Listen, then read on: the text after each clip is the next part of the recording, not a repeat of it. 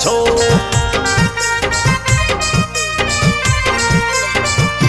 हे के होलो बिहागे छौड़ी गवना नहीं होला छो।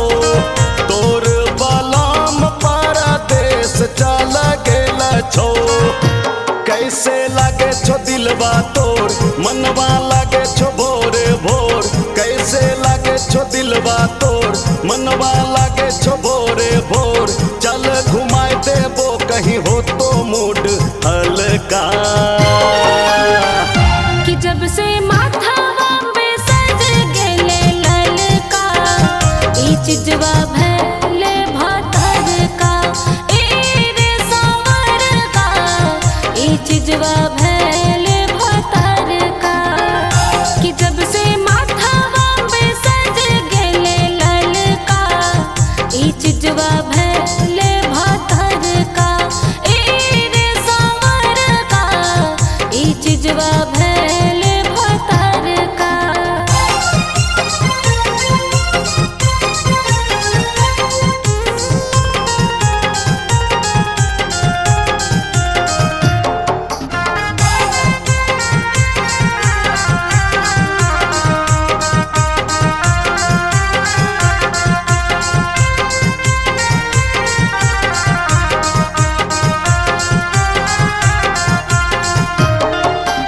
इंटर में एक संग कोचिंग कर लियो।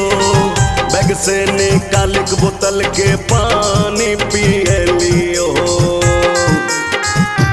हे के इंटर में एक संग कोचिंग कर लियो। बैग से निकाल के बोतल के पानी पी लियो। हम छिकियो हाई स्कूल के चहल पहल का। कि जब से माथावा पे सज गेले ललका ई चिजवा भैले भातर का। ए रे सावर का ई चिजवा भैले भातर का। कि जब से माथावा पे सज गेले ललका ई चिजवा भैले भातर का। ए रे सावर का ई चिजवा भैले भातर का।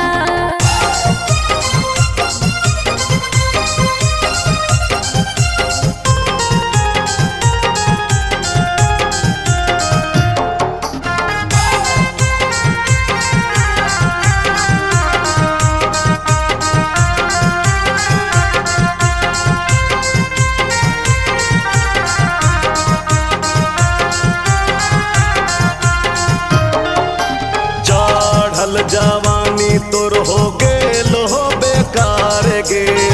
मैया बापा खोज दल को दुल्हा गंवार गे। हे के चढ़ल जवानी तोर हो गेलो बेकार गे।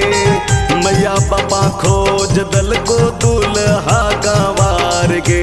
VIP बना के रखबो तोरा हियो संग पढ़ल का। कि जब से माथावा पे सज गेले ललका ई चिजवा भैले भातर का। ए रे पागलवा ई चिजवा भैले भातर का।